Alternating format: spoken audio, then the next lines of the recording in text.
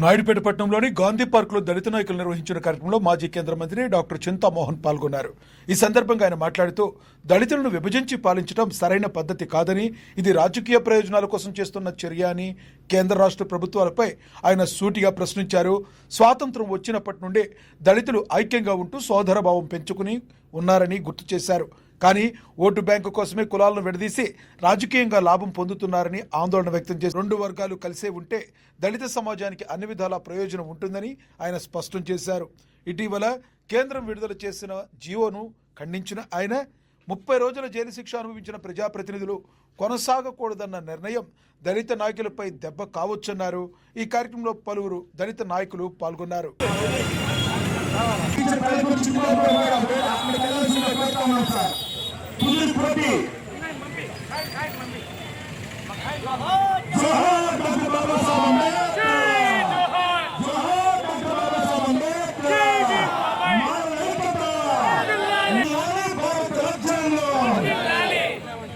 కూడా గమనించుకున్నట్లయితే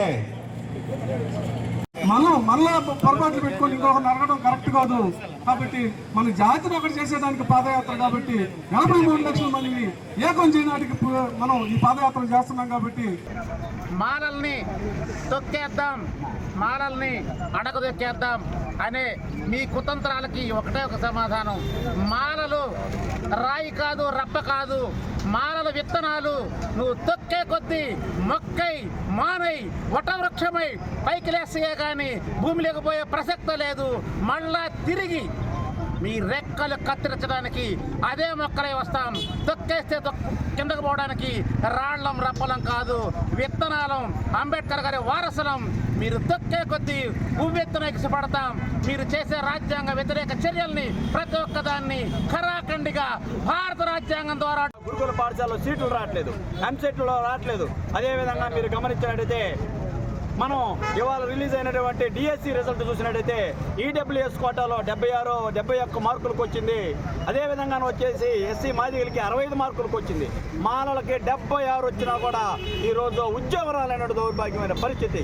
అంటే ఈ యొక్క దళిత జాతిని మొత్తాన్ని చైతన్యం చేయడానికి కేవలం మాలలే ముందుకు వస్తున్నారు. కాబట్టి మాలల్ని అనగదొక్కాలన్నటువంటి దురుద్దేశంతో ఈ యొక్క కేంద్ర రాష్ట్ర ప్రభుత్వాలు చేస్తున్నటువంటి ఈ యొక్క వర్గీకరణ కుట్రని మేమందరంగా ఉద్యోగస్తులమి అదేవిధంగా మాలలు చేసి మా యొక్క పెద్దలుగా ఉన్నటువంటి అందరి ద్వారాను నేను తీవ్రంగా వ్యతిరేకిస్తూ మా యొక్క ప్రజలను చైతన్యం చేయడం కోసం ఈరోజు మేము యొక్క కార్యక్రమాన్ని చేపట్టింది. అందుకే మేము చెబుతా ఉన్నాము, తప్పనిసరిగా ప్రభుత్వాలు వర్గీకరణ వెనక్కి తీసుకోకపోతే తీవ్రమైనటువంటి ప్రతిఘటన అనేది ఓటు ద్వారా తెలియజేస్తామని చెప్పి ఈ సందర్భంగా తెలియజేస్తున్నాం. జై భీమ్. గాంధీ పార్క్ దగ్గర దళిత నాయకులందరూ కలిసి ఈరోజు కార్యక్రమం ఏర్పాటు చేయడం జరుగుతాం. ప్రొద్దున్నే సూళ్ళూరుపేటలో మరి గొప్ప ఊరేగింపు కూడా జరిగింది. కారణం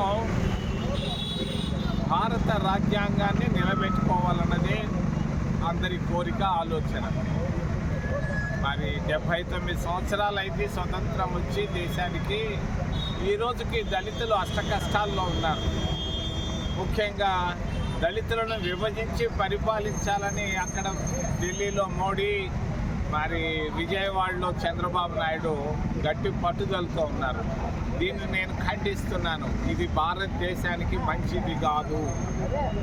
మరి దళితులందరూ ఐక్యంగా ఉండాలి, దళితులందరూ ముందుకెళ్ళాలి, ఆ దళితులందరూ ఆర్థికంగా అభివృద్ధికి రావాలి. దీనికి అంతటికీ కారణం ఈ రోజు ఉన్నటువంటి భారత రాజ్యాంగం. ఏమాత్రం భారతదేశ అభ్యున్నతికి పనికి రాదు. దీన్ని వెంటనే వెనక్కి తీసుకోవాలని భారతీయ జనతా పార్టీకి నేను సున్నితంగా నాయుడుపేటను తెలియజేస్తూ, దళితుల ఐక్యత చాలా ముఖ్యం భారతదేశానికి. దళితులందరూ కలిసి ఉంటేనే కలదు సుఖం. మరి వేరువేరుగా విభజించి పాలించాలన్న ఆలోచన చంద్రబాబు నాయుడు మానుకోవాలని, తప్పకుండా చేసిన పొరపాటును సరిదిద్దుకోవాలని నేను నాయుడుపేట నుంచి తెలియజేస్తూ ఈ కార్యక్రమం తప్పనిసరిగా విజయవంతం అవుతుంది కావాలని నేను